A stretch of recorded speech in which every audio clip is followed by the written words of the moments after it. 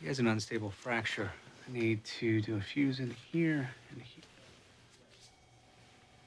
Any numbness or tingling around the median nerve? None.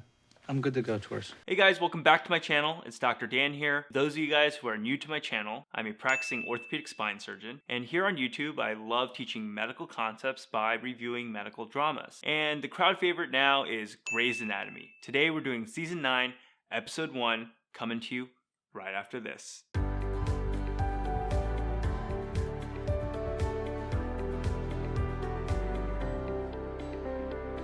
Before we get started, I just want to ask one small favor. If you can look down below and just smash that like button and let the YouTube algorithm know that you love these Doctor Reacts videos, I'd greatly appreciate it. If you're new to my channel, make sure you hit that subscribe button and also the bell notification so you don't miss any future Doctor Reacts videos. So just to recap how we got here, the majority of the characters in Grey's Anatomy, including Derek, Meredith, Kristina, and others, got in this horrific plane crash where they sustained horrible injuries, and one of the characters even died, sadly. And I'm not going to say who. All my hardcore Grey's Anatomy fans know exactly who that was. It was very tragic. And this episode is about the recovery from these terrible injuries. Let's get started. His lactic acid is normal. What does that tell us? You can talk now. That he's probably not septic, so he's gonna be fine. Although his white cell count is elevated, so I should probably keep an eye on that. In fact, I will keep an eye on that. So Go that to he the doesn't pit and try not to kill anybody. So this is a insensitive joke that can be directed at interns. Try not to kill anyone on your first day. And it's insensitive and not really true that interns are dangerous because any decision they make or any care they give is usually supervised heavily by an attending or a resident that has more experience than them. Also here, they're talking about different lab values like a white blood cell count or a lactic acid. And these are different lab values that are used to determine if a patient has an infection. And this is done in the workup of a patient. When you're trying to get to a diagnosis, different lab values and multiple data points can help a doctor get to the correct diagnosis. I would have expected that level of intimidation from Yang, maybe not you. How is Yang, by the way? Is she like Minnesota? She loves it. Kristina does not look happy, and she is in Minnesota, and one of the best hospitals in the world is located in Minnesota. You guys have probably all heard of it. It's a beautiful campus, and that is the Mayo Clinic. Now, the Mayo Clinic, when I looked up the rankings for cardiac surgery, which is what I know Kristina wanted to become, she wanted to be a cardiothoracic surgeon, it is number 2 in the entire country in 2020, which is pretty darn good. So go Dr. Yang.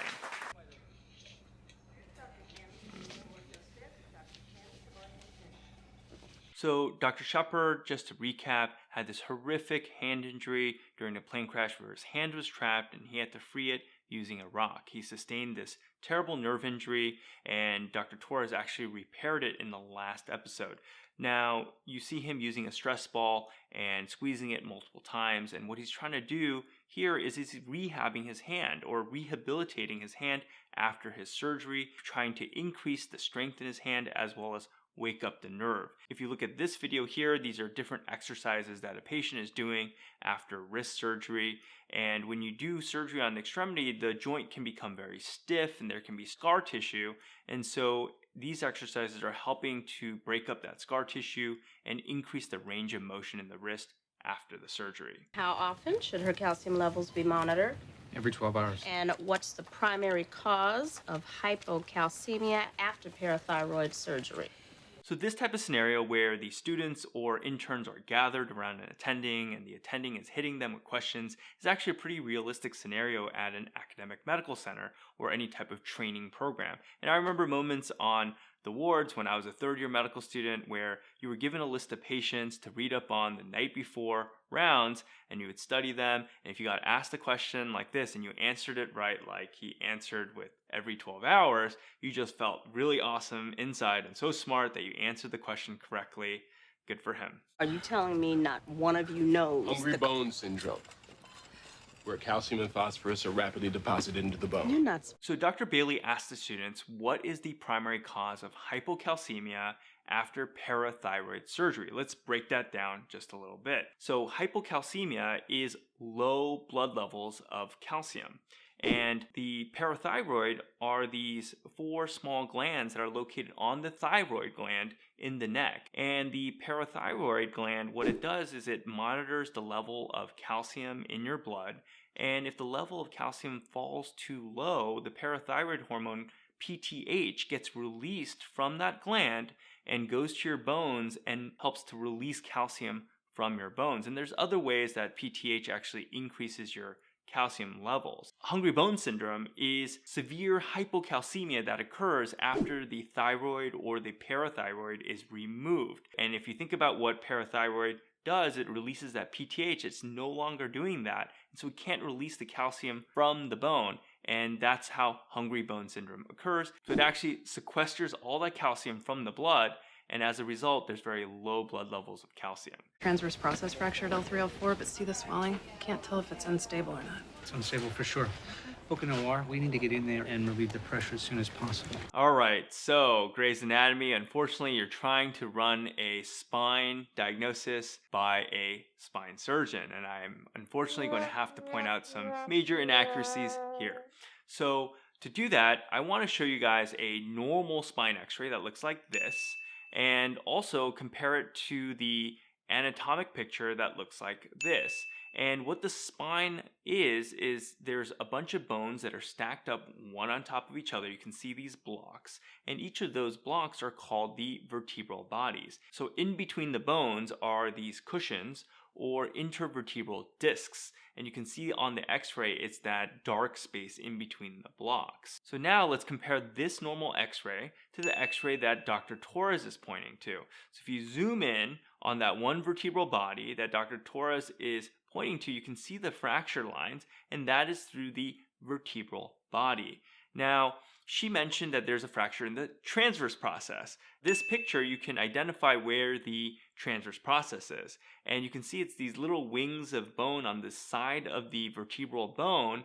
And a fracture at that spot at the transverse process is not really a unstable fracture ever and really never needs surgery. So that's a major inaccuracy here. It's a very big deal. I've been cleared for surgery for weeks. Yeah, I know, because I cleared you, but you said you weren't ready. Well, now I'm saying I am. Wow, okay. Again, it's no big deal. All right, tough spot for Dr. Torres here. She did Derek's surgery, and now Derek is pressuring her to clear him to be able to do full duty as a surgeon. And this is a tough spot because Dr. Torres is his physician, colleague, and probably friend. And so this is a really tough spot for Dr. Torres. Let's see what happens. Today's the day he's gonna operate. With his brand new hand. And it is gonna work. It's definitely gonna work. Oh no. You think it's gonna work, right? All right, so it looks like Mark Sloan here is not doing well, and he's intubated. He has a tube down his airway, and he's undergoing something called mechanical ventilation. And that's the use of a machine to assist someone's breathing when they're critically ill to the point where they cannot breathe on their own. So on this picture here, you can see how mechanical ventilation works. The machine is pumping out air that goes in through the tube into his airway, helping him breathe. 5 o'clock. His directive was very specific. If after 30 days there were no signs of recovery, Mark wouldn't be let go. That's all we're doing. Honoring his wish. Derek here says that his directive was very specific, and what he's referring to is a advanced directive, which is a legal document that specifies exactly what a patient wants should he be unable to make his own decisions. And clearly here Mark is intubated and cannot make his own decisions. These directives are very helpful at a very stressful time for family and for doctors to give clarity on exactly what the patient's wishes are. They call you Medusa, the serpent-haired monster who turns folks to stone. Uh-oh. Hey, this is not a bad thing. You want to be the attending with a scary nickname. It keeps your residents in line, strikes fear in their heart. So Dr. Bailey has a good point here. In residency, fear is a powerful motivator. And in residency, I remember there was always 1 or 2 scary attendings that made you nervous in the operating room. They made you uncomfortable if you didn't do something perfectly or didn't know the answers to their questions, and that would drive you to perform better in front of them. And that would drive you to study harder and make sure that you were prepared. But too much fear is also not a good thing. When residents are under the microscope and they're constantly in fear, that can also get in the way of learning as well. Everybody, 1, 2, 3. What can we do for you, Dr. Yang? Oh, I didn't mean for you to stop your procedure. You can just keep going while I talk. We can't, actually. We find that multitasking leads to errors in hearing and errors in healing.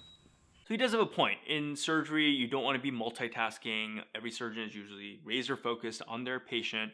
But this kind of scenario in residency where a resident may come into the operating room and tell their senior residents or their attending who's operating about what's going on the floor or in the emergency room and giving them critical updates about the patients. This does happen, but the operation wouldn't just stop and all the instruments get dropped and everyone just stops like this. That's totally unrealistic. That's not good for the patient, and that just doesn't happen. Thankfully, you're a tough cookie. You're up to the task. We salute you. No.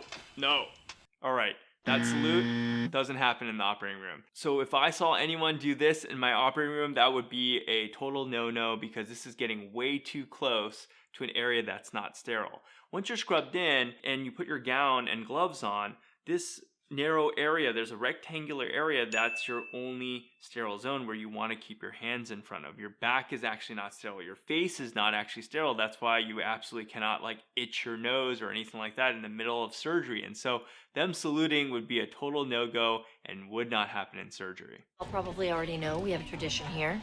The honor of performing your first surgery is reserved for the intern who shows the most promise. Dr. Wilson, congratulations, you're scrubbing it. All right, so this brings me back to the very first pilot episode of Grey's Anatomy that I reacted to, and I remember that George was selected by Dr. Burke in a similar manner to do his first appendectomy. Now, whatever happened to George and Dr. Burke? I haven't seen them in an episode in a while, and maybe some of you fans can let me know down below and fill me in on what happened to them exactly. He has an unstable fracture. I need to do a fuse in here and here. Any numbness or tingling around the median nerve? None. I'm good to go, Torres. The median nerve is actually a major nerve that runs down the arm. It actually branches off and supplies a bunch of muscles. And that's one function of the median nerve, to power muscles. The other function of the median nerve is to provide sensory information from this part of the hand, from the volar aspect of the thumb, the first digit and the second digit, as you can see on this diagram right here. Callie Torres, ortho. Oh, right. I am so sorry.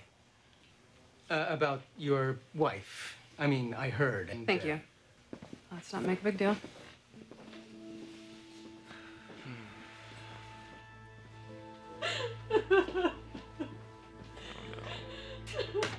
Callie?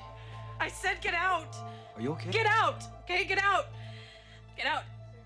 So poor Dr. Torres, it sounds like she's going through a lot. She's under a lot of stress. She's taking care of Derek and also taking care of her partner, Arizona. This episode actually highlights a real life problem and one of the hardest things about being a physician, which is doctors are really looked up to as healers and as pillars of strength, and doctors themselves don't feel like they can show any weakness ever.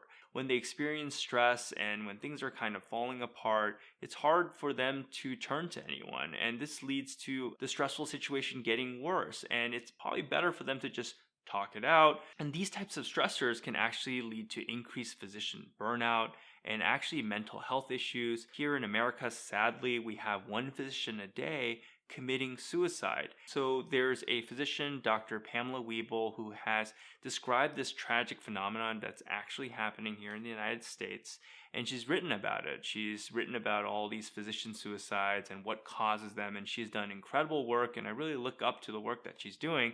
I encourage every single one of you guys to check it out. The website is www.idealmedicalcare.org. I'm going to leave the link down below in the video notes. Now, I hate to do this to you guys, but this is a long episode again, so I'm breaking it up. This is part 1. Part 2 is going to come out in a few days. Part 2 is going to be the very last plane crash episode that I cover, I promise. You guys have made a lot of great requests, and I'm getting to them. The shooting episode is going to be next. There's also an inoperable spine tumor that many of you guys have requested, so I promise those are coming up next. If you don't want to miss those episodes, make sure you hit that bell notification down below. If you're new, make sure you hit subscribe. If you learned something today, please smash that like button. If you want to see more Doctor Reaction videos, I'm going to leave a link to the entire playlist of Doctor Reacts videos.